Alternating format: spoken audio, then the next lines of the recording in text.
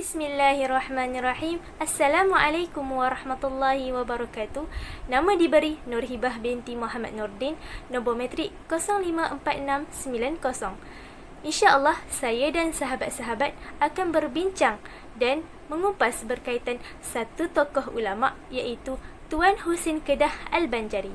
Pada perbincangan kali ini kami akan memfokuskan kepada 4 perkara iaitu biodata beliau, latar belakang pendidikan beliau, sumbangan serta karya beliau dan terakhir sekali adalah kematian beliau serta kesimpulan bagi pembincangan kali ini. Nama sebenar Tuan Husin Kedah Al-Banjari ialah Abu Abdullah Husin bin Muhammad Nasir bin Muhammad Taib bin Mas'ud bin Qadi Abu Su'ud bin Syekh Muhammad Arsyad bin Abdullah Al-Banjari. Beliau telah dilahirkan di Titi Gajah, Kedah pada 20 Jamadil Awal 1280 Hijrah bersamaan 2 November 1863. Beliau adalah generasi ke-6 dari keturunan ulama ternama iaitu Syekh Muhammad Arsyad bin Abdullah Al-Banjari. Keturunan Tuan Husin Kedah Al-Banjari adalah berasal dari Banjar Kalimantan, Indonesia. Beliau juga merupakan pengasas kepada 6 buah pondok pengajian dalam negeri Kedah dan sebuah di Pokok Senar, Seberang Perai.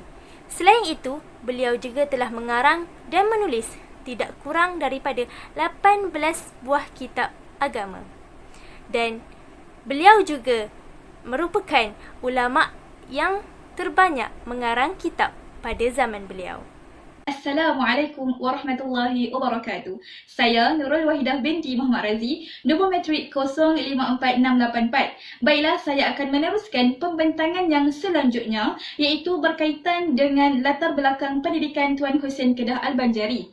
Baiklah, Tuan Husin Kedah Al-Banjari mendapat pendidikan asas melalui sistem pondok daripada datuknya iaitu Haji Muhammad Taib Kedah Al-Banjari yang juga merupakan seorang ulama besar yang menghasilkan beberapa buah karangan.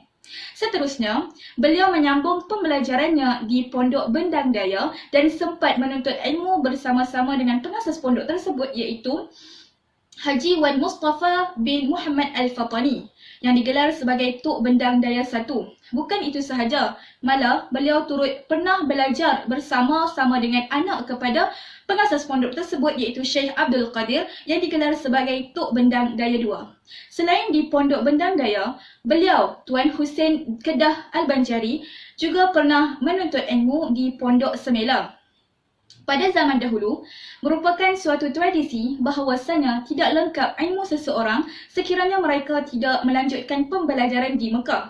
Maka, pada tahun 1892, Tuan Husin Kedah Al-Banjari berangkat ke Mekah bersama-sama isterinya yang tercinta iaitu Wan Khadijah binti Wan Yusof untuk mengerjakan ibadah haji di samping menambahkan ilmu pengetahuan agama di sana selama 4 tahun.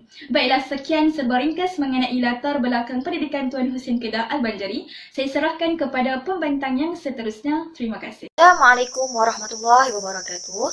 Nama Halimatun Nazira binti Muhammad Syafi'i, nombor matrik 054616. Seterusnya saya akan menerangkan tentang sumbangan dan karya Tuan Husin Kedah Al-Banjari. Apabila Tuan Husin pulang dari Mekah pada tahun 1896 Masihi, beliau meneruskan pengajarannya di Pondok Titi Gajah dan pada waktu yang sama beliau ditawarkan untuk membuka pondok di Kampung Aloganu. Beliau menerima tawaran tersebut dan mengajar di sana selama 3 tahun. Pada tahun 1900, beliau berpindah Bohor dan membuka pondoknya di sana. Pelajar-pelajar lelaki dan perempuan di Pondok Bohor berumur antara 15 hingga 60 tahun. Terdapat 2 kumpulan pondok, iaitu pondok dalam dan pondok luar. Pondok dalam disediakan untuk orang-orang yang sudah berkeluarga dan pondok luar untuk anak-anak bujang. Tuan Husin mengendalikan pondoknya di Bohor selama 12 tahun sehingga beliau terkenal dengan panggilan Tuan Husin Bohor. Pada tahun 1912, Tuan Husin berpindah pula ke Bagan Ulu dan membuka pondok di situ.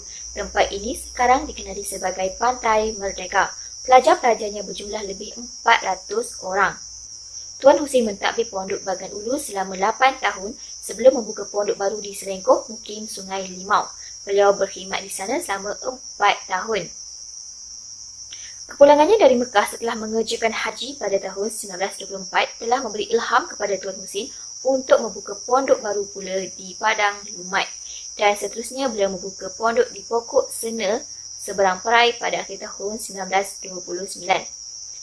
Tuan Husin Kedah adalah seorang ulama yang warak dan rajin beribadah.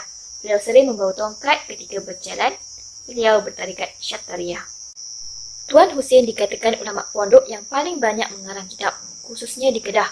Kitab-kitab karangan beliau ada 18 buah.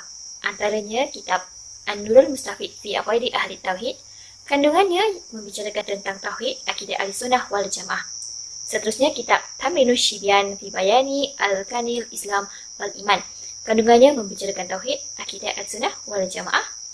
Dan seterusnya kitab Tafhimus Syibyan fi Maulidin Nabi min Waladi Adnan. Kandungannya mengenai sejarah kelahiran Nabi Muhammad SAW. Sekian saja daripada saya. Terima kasih. Assalamualaikum warahmatullahi wabarakatuh. Nama diberi Nurin Najwa binti Ahmad Rizal, nombor metrik 054536.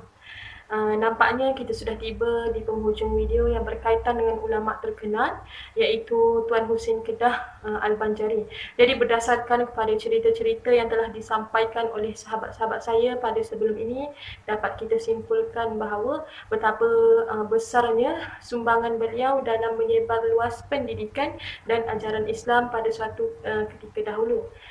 Dan dengan berkat ketekunan dan semangat beliau dalam menuntut ilmu, menjadikan beliau seorang ulama yang terkemuka yang banyak menabur bakti kepada masyarakat setempat.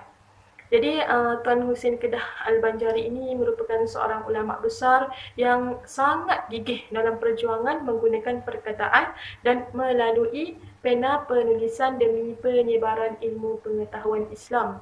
Jadi walaupun dalam beliau kesibukan mengajar, beliau masih sempat untuk menulis kitab-kitab untuk diwariskan kepada generasi seterusnya. Menurut catatan daripada keluarganya, ketika beliau jatuh sakit, Tengku Abdullah, iaitu bekas muridnya, meminta beliau untuk pulang ke Kedah, dan beliau pulang ke Kedah setelah dirayu oleh anaknya. Tengku Abdullah telah mengambil beliau di Pokok Sena dan dibawa ke rumahnya di Batu 16, Padang Lumai.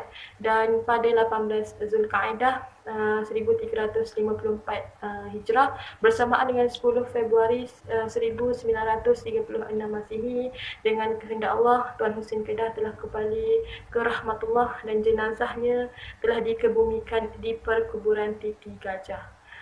Namun perjuangannya diteruskan oleh anak indahnya, iaitu Tuan Guru Haji Ahmad Tuan Husin, yang juga merupakan seorang qadi besar di Pulau Pinang.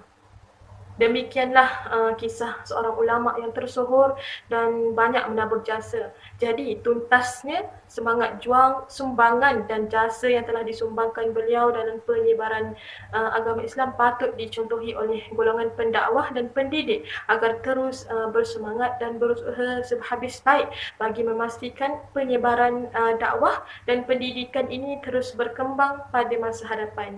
Jadi sekian sahaja daripada kumpulan kami. Saya akhiri dengan Assalamualaikum warahmatullahi wabarakatuh.